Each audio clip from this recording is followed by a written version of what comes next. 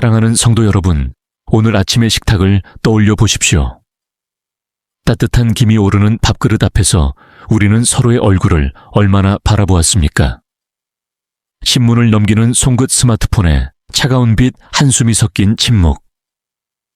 같은 공간에 앉아 있으나 마음은 각자의 방에 잠긴 채로 식사가 끝나지는 않았습니까? 그 순간 문득 스쳐 지나간 질문 하나. 우리는 언제부터 이렇게 멀어졌을까? 이 질문은 소리 없이 마음의 가장 깊은 곳을 건드립니다. 그리고 그 다음 질문이 따라옵니다. 왜 그렇게 오래 기도했는데도 왜 이렇게 변한 것이 없을까? 우리는 가족을 위해 기도합니다.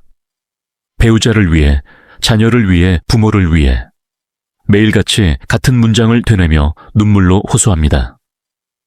그런데 이상하게도 가장 많이 기도한 자리에서 가장 적은 변화가 보일 때가 있습니다.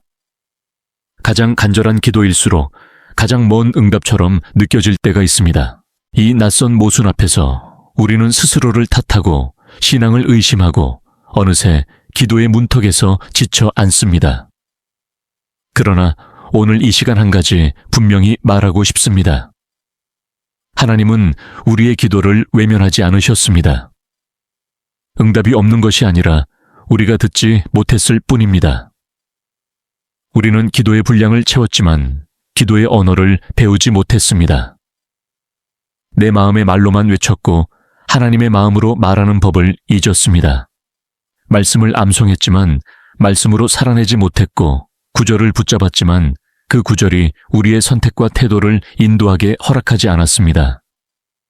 그래서 기도는 쌓였으나 삶은 움직이지 않았고 눈물은 흘렀으나 관계는 멈춰 있었습니다.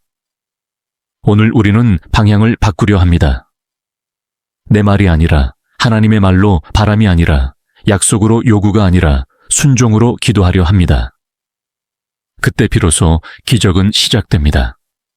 기적은 하늘에서 떨어지는 사건이 아니라 땅에서 시작되는 순종의 방향 전환이기 때문입니다. 가족은 하나님이 세우신 가장 작은 교회입니다. 벽돌과 지붕이 아니라 식탁과 침실과 복도로 이루어진 성소입니다. 그러나 우리는 이 진리를 쉽게 잊습니다. 신앙을 개인의 취향으로 축소하고 가정에서는 조용히 숨깁니다. 교회에서는 고백하지만 집에서는 침묵합니다. 불편해질까봐, 갈등이 생길까봐, 거절당할까봐. 그래서 우리는 신앙을 사적인 취미처럼 다루며 가족 앞에서는 낮춥니다. 하지만 하나님은 처음부터 그렇게 말씀하지 않으셨습니다. 신앙은 숨기는 것이 아니라 세우는 것이고 혼자 간직하는 것이 아니라 함께 살아내는 것입니다. 한 사람의 믿음이 집의 방향이 될 때 가정은 더 이상 흩어지지 않습니다. 여기서 중요한 것은 강요가 아니라 선언입니다. 소리 높여 설득하는 것이 아니라 삶으로 경계를 긋는 결단입니다. 이 집은 어디를 향해 가는가? 그 질문에 대해 분명한 답을 세우는 순간 가정의 나침반은 흔들리지 않게 됩니다. 어느 도시의 평범한 아파트 오래된 시계가 새벽 5시를 가리키는 시간. 한 여인이 조용히 일어나 부엌에 작은 불을 켭니다. 그녀는 오랫동안 혼자 교회를 다녔습니다. 남편은 늘 냉소로 응답했고 신앙은 대화의 금기였습니다. 그럼에도 어느 날 그녀는 마음을 바꿉니다. 더 이상 혼자만 믿지 않겠다고 이 집의 방향을 세우겠다고. 그날부터 그녀의 기도는 바뀝니다. 남편을 고치려는 말이 아니라 집의 주인을 고백하는 말로. 바뀐 것은 문장 하나였지만 태도는 달라졌습니다. 포기하지 않는 시간, 눈에 띄지 않는 충성 변명 없는 사랑. 달력의 페이지가 넘어가도 변화는 보이지 않았습니다. 오히려 지치는 날들이 이어졌습니다. 그러던 어느 밤 병원의 흰 불빛 아래서 남편은 처음으로 아내의 손을 바라봅니다. 간호사들의 말이 그의 마음을 건드립니다. 매일 와서 기도하시던 분이세요. 그 말은 논쟁보다 강했고 설교보다 깊었습니다. 믿음은 그렇게 설명되지 않고 보여졌고 반대는 그렇게 부드럽게 녹았습니다. 기적은 병상에서 시작되었고 회복은 집으로 돌아와 이어졌습니다. 이 이야기가 특별한 이유는 누군가의 영웅담이어서가 아니라 평범한 순종이었기 때문입니다. 특별한 사람에게만 일어나는 일이 아니라 방향을 바꾼 모든 가정에 열려있는 길이기 때문입니다. 자녀의 이야기는 더 아픕니다. 우리는 자유를 말하며 교육을 미룹니다. 선택을 존중한다는 이름으로 책임을 뒤로 미룹니다. 그러나 성장은 방임에서 자라지 않습니다. 사랑은 방향을 잃지 않게 하는 울타리입니다. 어릴 때 심어진 씨앗은 시간이 지나면 모습을 바꿉니다. 잠시 흙 아래 묻혀 보이지 않을 뿐 죽지 않습니다. 오히려 뿌리는 더 깊어집니다. 어떤 집에는 오랜 세월 신앙의 습관이 있었습니다. 주일의 리듬, 식탁의 기도, 잠들기 전에 짧은 이야기. 아이는 자라며 질문했고 어느 날은 떠났습니다. 부모의 마음은 찢어졌습니다. 밤마다 같은 약속을 붙잡고 이름을 불렀습니다.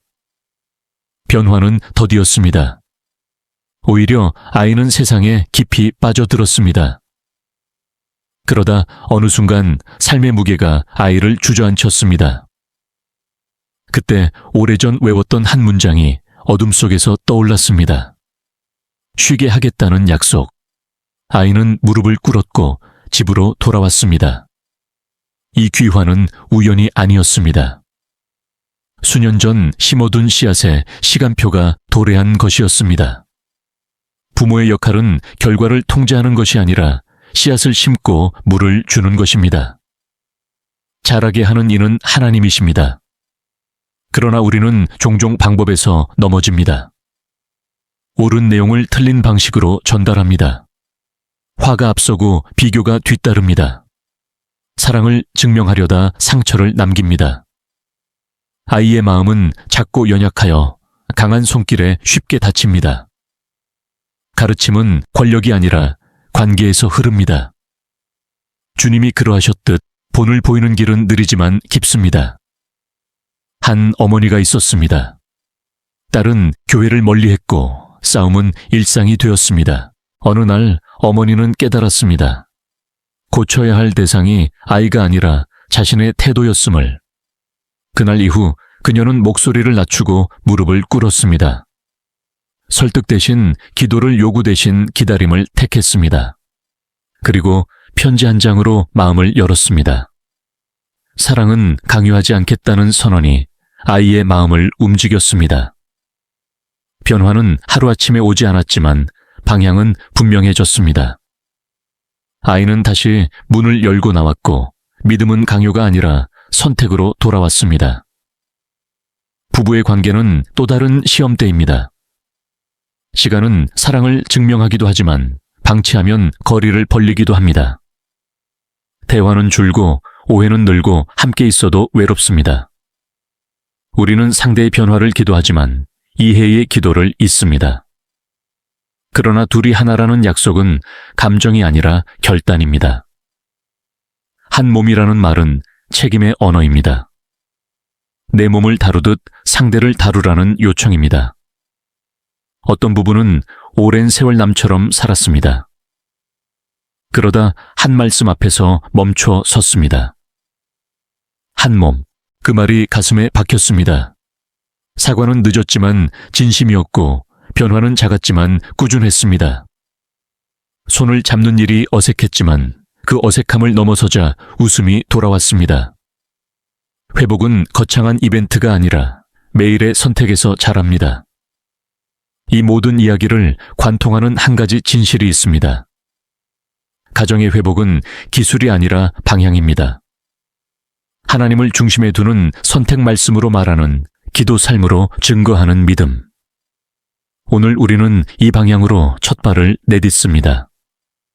아직 끝이 보이지 않아도 괜찮습니다. 씨앗은 오늘 심고 열매는 계절이 정합니다. 중요한 것은 멈추지 않는 것입니다. 오늘의 기도는 내일의 태도가 되고 태도는 관계를 바꾸며 관계는 가정을 새롭게 합니다. 지금 이 순간 조용히 마음속으로 고백해 보십시오. 이 집의 방향은 하나님이다. 그 고백이 오늘의 시작입니다. 우리는 이제 방향을 정했지만 길 위에는 여전히 돌과 그림자가 남아 있습니다. 신앙은 결심으로 시작되지만 관계는 시간이 필요합니다. 그래서 하나님은 서두르지 않으십니다. 오히려 천천히 그러나 분명하게 우리를 이끄십니다. 가정 안에서 일어나는 갈등의 대부분은 악의에서 나오지 않습니다. 대부분은 이해하지 못함에서 시작되고 말의 결핍에서 커지며 기다림의 부재로 깊어집니다. 우리는 서로를 사랑한다고 말하지만 사랑의 언어가 서로 다를 수 있다는 사실을 잊습니다. 그래서 상처는 의도하지 않은 자리에서 생기고 그 상처는 침묵 속에서 굳어집니다. 기도는 이 굳은 마음을 녹이는 불입니다.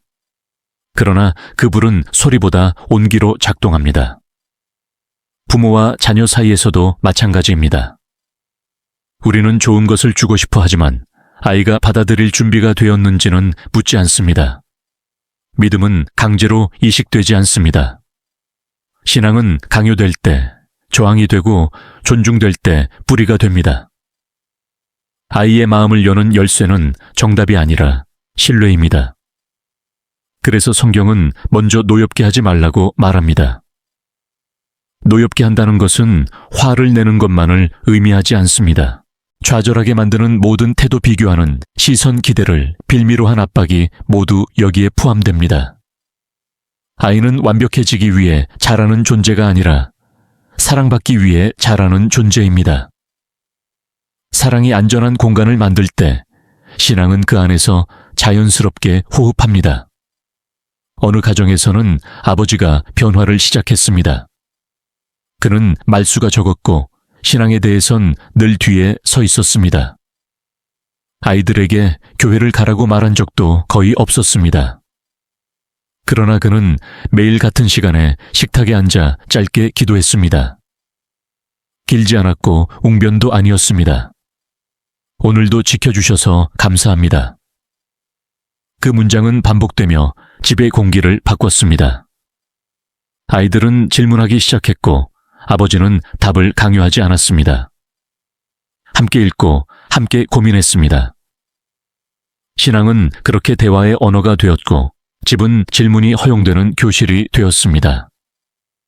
결과는 즉각적이지 않았지만 아이들의 선택은 오래 남았습니다.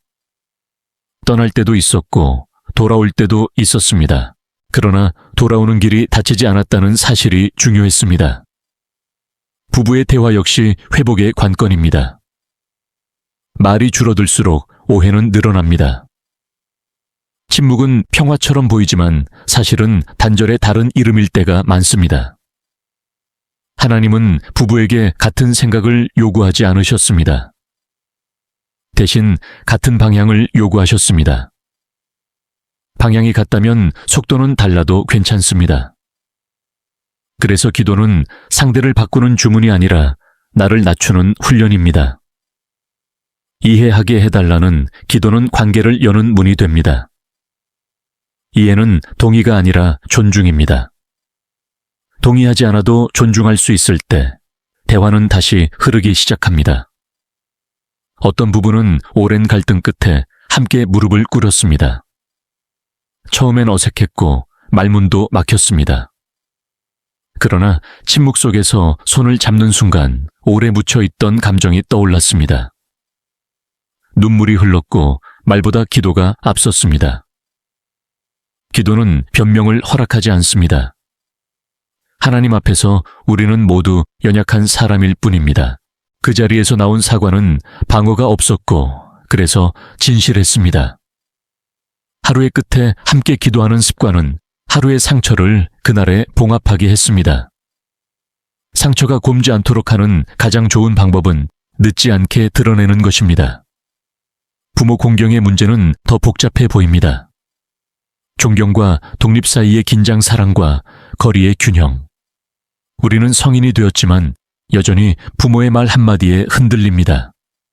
공경은 복종이 아닙니다. 공경은 존중입니다. 의견이 달라도 존중할 수 있고 선택이 달라도 사랑할 수 있습니다. 하나님이 요구하신 것은 맹목적 순종이 아니라 마음의 태도입니다. 말을 조심하는 것, 시간을 들이는 것, 기도로 책임지는 것. 이 세 가지는 부모를 변화시키기 위한 전략이 아니라 나를 세우는 훈련입니다. 공경은 상대의 반응과 무관하게 지속되는 순종입니다. 한 아들은 오랜 시간 아버지에게 인정받지 못했다고 느꼈습니다. 그의 선택은 늘 비판의 대상이었고 대화는 곧 다툼으로 끝났습니다. 어느 날 그는 결심했습니다. 인정받으려 애쓰는 대신 공경하기로. 매주 같은 날 같은 시간에 찾아가 함께 식사를 했습니다.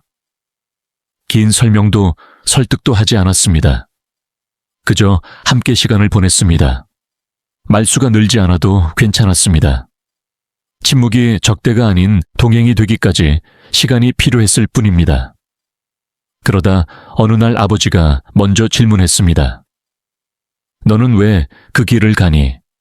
질문은 마음의 문이 열렸다는 신호였습니다. 그 문 앞에서 아들은 서두르지 않았습니다. 신뢰는 그렇게 천천히 자랍니다. 용서는 이 모든 과정의 심장입니다. 용서 없이는 어떤 관계도 오래 가지 못합니다.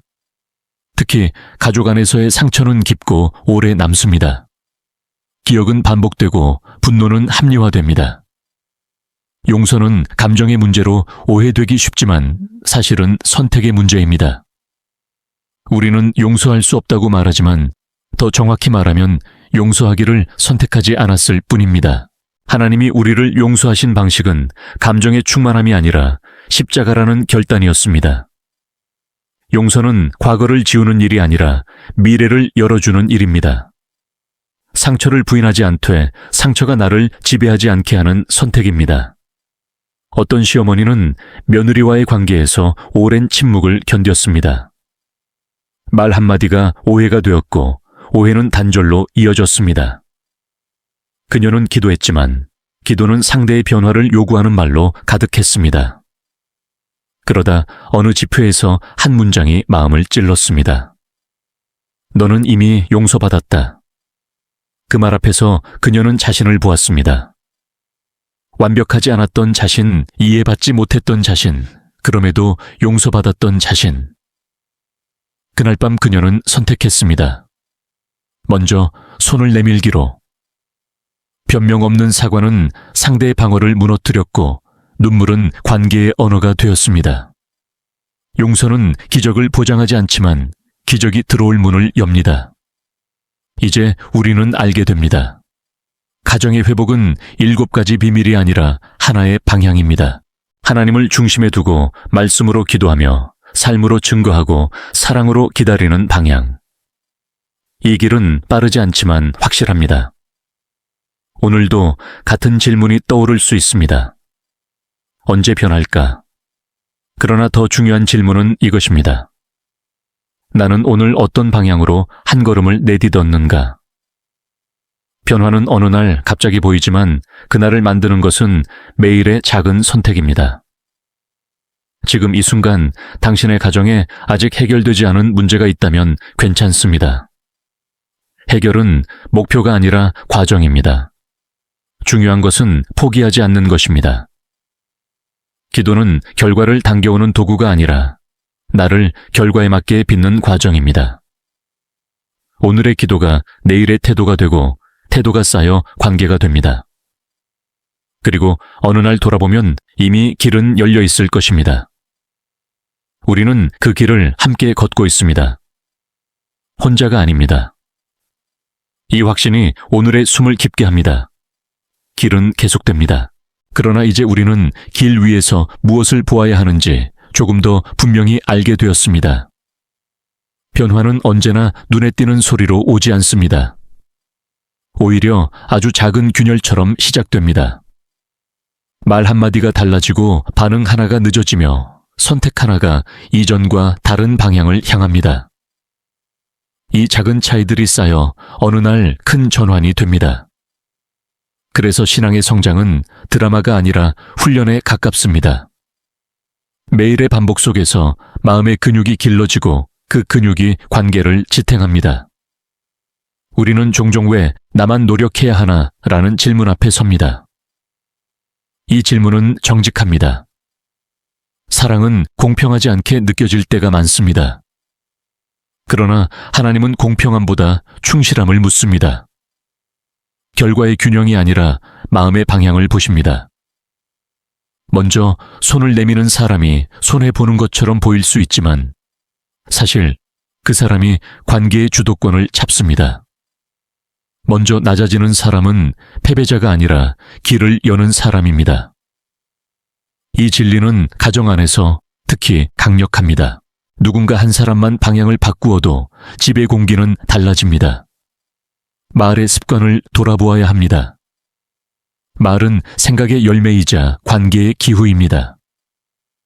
날카로운 말은 마음의 겨울을 만들고 따뜻한 말은 봄을 불러옵니다.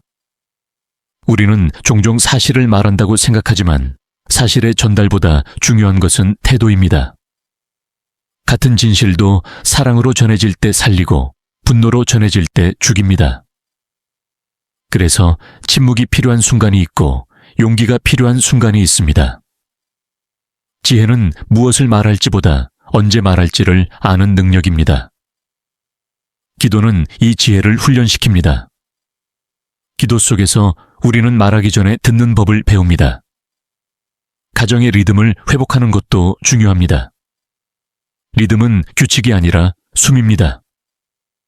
숨이 고르면 몸이 안정되듯 가정에도 고른 리듬이 필요합니다.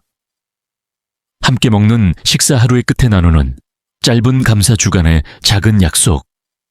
이 소소한 리듬은 위기 때 큰 힘을 발휘합니다. 위기가 오면 사람은 본능으로 돌아갑니다. 그때 평소의 리듬이 방향을 잡아줍니다. 리듬이 있는 집은 흔들려도 무너지지 않습니다. 한 가정은 바쁜 일정 속에서 저녁을 잃었습니다. 각자의 시간표가 달랐고 함께 앉는 일은 점점 사라졌습니다. 어느 날 큰 갈등이 터졌고 모두가 지쳤습니다. 그때 한 제안이 나왔습니다. 주 3회 20분. 완벽하지 않아도 괜찮다는 조건으로 시작한 식사였습니다. 처음엔 어색했고 대화도 끊겼습니다. 그러나 시간이 지나자 웃음이 돌아왔습니다. 규칙이 아니라 약속이 관계를 살렸습니다. 작은 리듬이 큰 상처를 봉합했습니다. 기대 관리도 배워야 합니다. 우리는 사랑하는 만큼 기대하고 기대하는 만큼 실망합니다. 기대가 잘못된 것은 아닙니다. 그러나 기대를 요구로 바꾸는 순간 관계는 숨이 막힙니다. 성숙한 사랑은 기대를 기도로 바꾸는 법을 압니다. 상대에게 요구하기 전에 하나님께 맡깁니다. 그러면 마음의 톤이 낮아지고 기다림의 여지가 생깁니다. 기다림은 포기가 아니라 신뢰입니다. 하나님이 일하실 공간을 남겨두는 선택입니다. 상처의 기억을 다루는 법도 중요합니다. 우리는 잊지 못합니다. 그리고 잊지 못한다고 해서 실패한 것도 아닙니다. 문제는 기억이 현재를 지배할 때 생깁니다. 과거의 렌즈로 현재를 해석하면 현재는 늘 왜곡됩니다.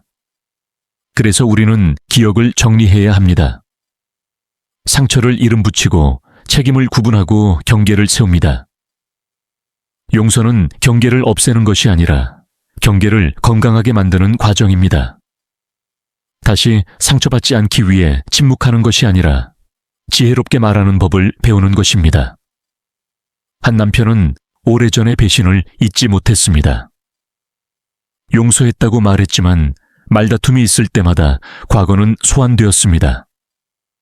그는 깨달았습니다. 용서는 선언으로 끝나지 않는다는 것을. 그는 상담을 시작했고 기도로 기억을 재정렬했습니다.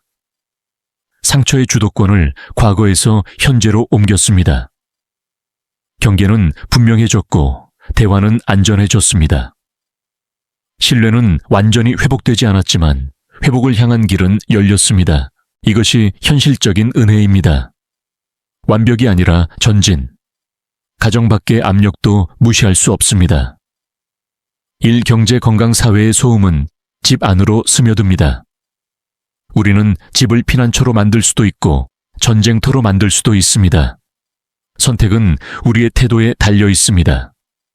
집에 들어올 때 신발을 벗듯 마음의 무게도 잠시 내려놓을 수 있어야 합니다. 이 연습은 하루아침에 되지 않습니다. 그러나 의식적인 전환은 가능합니다. 문을 열기 전에 한번 숨을 고르고 짧게 기도하는 것만으로도 분위기는 달라집니다. 오늘의 무게를 여기 두고 들어갑니다. 이 고백은 집을 지키는 작은 문지기입니다. 마지막으로 희망을 다루는 법을 말하고 싶습니다. 희망은 낙관이 아닙니다. 희망은 근거 있는 기대입니다. 하나님이 신실하시다는 근거 위에 서는 기대입니다. 그래서 희망은 상황이 아니라 약속에 매입니다. 상황이 나빠져도 희망은 꺼지지 않습니다. 오히려 더 선명해집니다. 우리는 가정의 미래를 오늘의 감정으로 판단하지 않기로 선택할 수 있습니다. 오늘이 어렵다고 해서 내일이 닥친 것은 아닙니다. 지금까지의 길을 돌아보며 한 가지를 기억하십시오. 당신이 오늘 내딛는 작은 선택은 결코 작지 않습니다. 말 한마디, 침묵 하나, 기도 한 줄이 방향을 바꿉니다. 이 길은 혼자 걷는 길이 아닙니다. 하나님이 앞서가시고 우리는 그 뒤를 따릅니다. 넘어질 때도 있을 것입니다. 그러나 다시 일어나는 법을 우리는 이미 배웠습니다. 은혜는 실패를 부정하지 않습니다. 은혜는 실패 이후에도 길이 있음을 보여줍니다. 이제 숨을 고르고 다음 걸음을 준비합시다. 아직 끝이 아닙니다. 이야기는 계속됩니다. 우리는 이제 길의 중반을 지나고 있습니다. 처음의 결심은 잦아들고 반복의 무게가 어깨에 얹히는 시점입니다. 이때 많은 사람들이 멈춥니다. 변화가 더디다고 느끼고 다시 예전의 방식으로 돌아가고 싶은 유혹이 커집니다. 그러나 바로 이 지점이 가장 중요한 분기점입니다. 감정이 아니라 방향이 신앙을 증명하는 순간이기 때문입니다. 하나님은 언제나 이 지점에서 우리를 바라보십니다. 지금도 같은 방향을 보고 있느냐고 묻듯이 말입니다. 신앙은 위기의 순간에 더 선명해집니다. 평온할 때의 기도는 쉽습니다. 감사가 자연스럽고 약속을 붙잡기도 수월합니다. 그러나 위기 앞에서의 기도는 다릅니다. 말이 줄고 마음이 드러납니다. 이때 우리는 선택해야 합니다. 상황을 붙잡을 것인지 약속을 붙잡을 것인지. 상황은 우리를 흔들지만 약속은 우리를 붙듭니다. 그래서 성숙한 믿음은 질문을 바꿉니다. 왜 이런 일이에서 이 상황 속에서 무엇을 배우는가로. 질문이 바뀌면 태도가 바뀌고 태도가 바뀌면 길이 달라집니다. 가정 안의 위기는 종종 동시에 옵니다. 경제의 압박, 건강의 불안, 관계의 긴장. 하나만 와도 벅찬데 여러 개가 겹치면 마음은 쉽게 무너집니다. 이때 필요한 것은 해결책의 목록이 아니라 우선순위의 재정렬입니다. 무엇을 먼저 붙잡을 것인가? 하나님은 우리가 모든 것을 해결하길 요구하지 않으십니다. 대신 가장 중요한 것을 놓치지 않길 원하십니다. 중심을 지키면 나머지는 차례를 찾습니다. 한 가정은 갑작스러운 실직으로 흔들렸습니다. 집안의 공기가 무거워졌고 작은 일에도 예민해졌습니다. 그들은 회의를 열 듯 가족이 모였습니다. 해결책은 많지 않았습니다. 그러나 한 가지 약속을 세웠습니다. 서로를 탓하지 않겠다는 것. 그리고 매일 밤 같은 시간에 짧게 기도하기로 했습니다. 기도는 문제를 즉시 해결하지 않았지만 마음의 질서를 회복시켰습니다. 질서가 돌아오자 대화가 살아났고 대화는 새로운 기회를 불러왔습니다. 위기는 그들을 부수지 않았고 오히려 더 단단하게 묶었습니다. 우리는 종종 신앙의 성과를 측정하려 합니다. 변화의 속도, 눈에 보이는 결과, 주변의 평가. 그러나 하나님은 다른 지표를 사용하십니다. 지속성입니다. 넘어져도 다시 일어나는지, 흔들려도 다시 중심으로 돌아오는지. 이 지속성은 습관에서 나옵니다. 습관은 의지가 아니라 환경의 산물입니다. 그래서 우리는 환경을 설계해야 합니다. 기도가 쉬운 자리, 대화가 가능한 시간, 쉼이 허락되는 공간. 이 환경이 신앙을 지탱합니다. 말씀을 다루는 태도도 성숙해져야 합니다. 말씀은 무기가 아니라 거울입니다. 상대를 찌르기 위해 인용될 때 관계는 상처받고, 나를 비추기 위해 읽힐 때 관계는 치유됩니다. 당신이 틀렸다는 말씀이 아니라 내가 고쳐지겠다는 고백이 가정을 살립니다. 말씀 앞에서 먼저 무릎 꿇는 사람은 대화를 이깁니다. 이김은 상대를 눌러서가 아니라 관계를 살려서 이루어집니다. 한 아내는 갈등이 있을 때마다 말씀을 들고 나왔습니다. 옳은 말이었지만 남편의 마음은 다쳤습니다. 어느 날 그녀는 멈추었습니다. 말씀을 내려놓고 자신의 태도를 들여다보았습니다. 그날 이후 그녀는 말씀이 요구하는 것을 먼저 실천했습니다. 부드러운 말, 늦은 분노, 빠른 사과. 남편은 처음엔 낯설어 했지만 점점 마음을 열었습니다. 말씀은 그렇게 말보다 삶으로 설득했습니다. 아이들에게도 마찬가지입니다. 가르침은 설명이 아니라 경험으로 남습니다. 부모의 신앙은 아이의 기억 속에 장면으로 저장됩니다. 화해하는 모습, 기도하는 뒷모습, 실수 후에 사과하는 태도. 이 장면들은 시간이 지나도 사라지지 않습니다. 아이는 그 장면을 자신의 선택의 순간에 떠올립니다. 그래서 오늘의 선택은 미래의 씨앗입니다. 기다림의 기술을 배워야 합니다. 기다림은 아무것도 하지 않는 것이 아닙니다. 기다림은 방향을 유지하는 적극적인 행위입니다. 속도를 줄이되 멈추지 않는 것입니다. 하나님은 종종 우리의 속도를 늦추시지만 방향을 바꾸지 않으십니다. 늦어지는 이유는 준비 때문입니다. 우리를 상대를 상황을 준비시키십니다. 준비가 끝나면 길은 열립니다. 마침내 우리는 한 가지를 깨닫습니다. 가정의 회복은 완성형이 아니라 진행형이라는 것을, 오늘 잘했다고 해서 내일 자동으로 잘 되는 것은 아닙니다. 그러나 오늘 포기하지 않으면 내일의 가능성은 열려 있습니다. 이 가능성이 희망입니다. 희망은 결과를 약속하지 않지만 길을 보장합니다. 이제 다음 장을 향해 나아갈 준비가 되었습니다. 아직 할 이야기가 남아 있습니다. 더 깊은 자리에서 더 실제적인 선택에 대해 말하려 합니다. 우리는 이제 더 깊은 자리로 내려갑니다. 겉으로 드러나는 행동이 아니라 마음의 동기와 선택의 뿌리를 바라보는 자리입니다. 많은 가정이 여기에서 멈춥니다. 행동은 바꾸었지만 마음은 그대로이기 때문입니다. 그러나 하나님은 행동의 개선보다 마음의 전환을 원하십니다.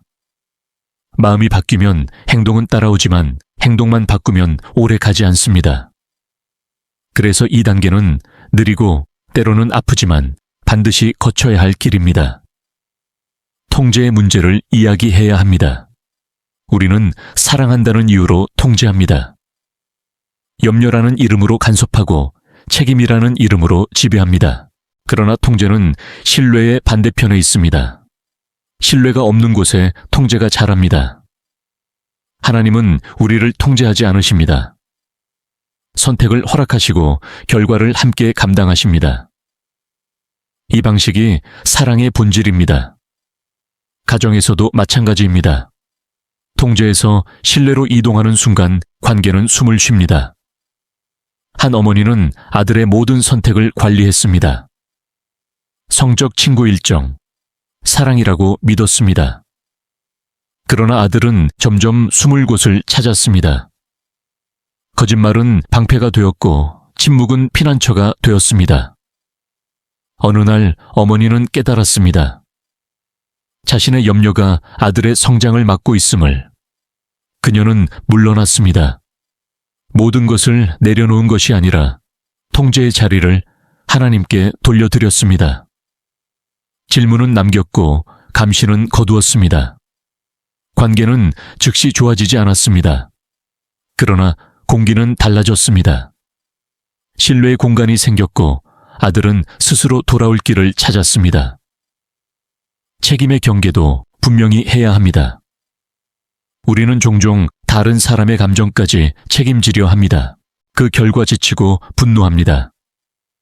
책임은 사랑을 지키는 울타리이지 사랑을 질식시키는 사슬이 아닙니다.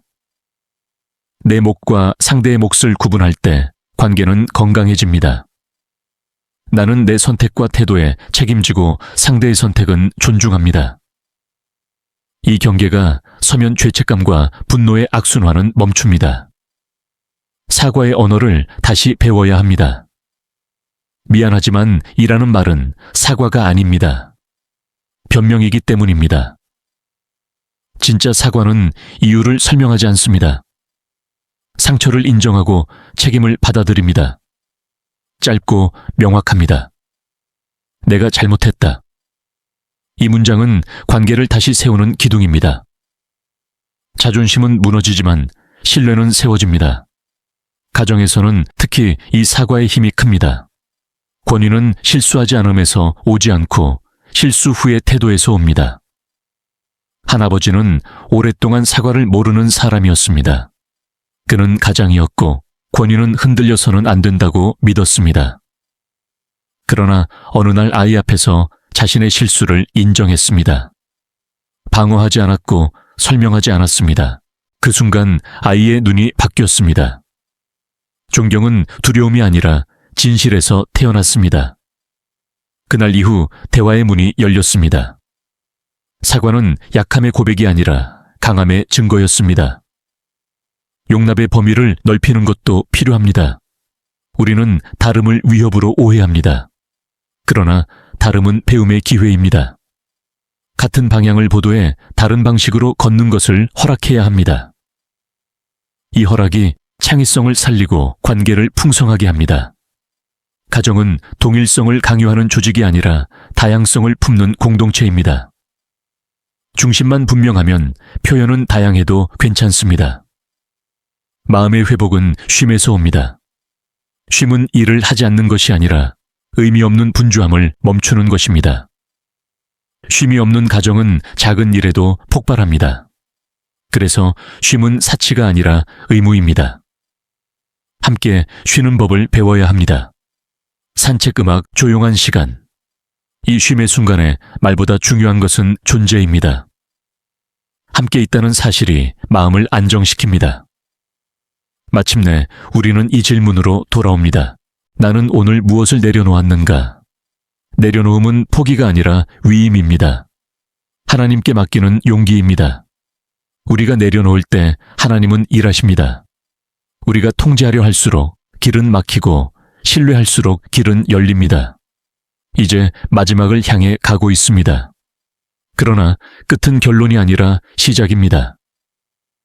오늘의 이야기는 내일의 선택으로 이어질 것입니다. 우리가 여기까지 걸어온 이유는 한 가지입니다. 가정을 살리기 위해서가 아니라 사랑을 제대로 배우기 위해서입니다. 사랑은 기술이 아니라 방향이며 방향은 매일의 선택으로 증명됩니다.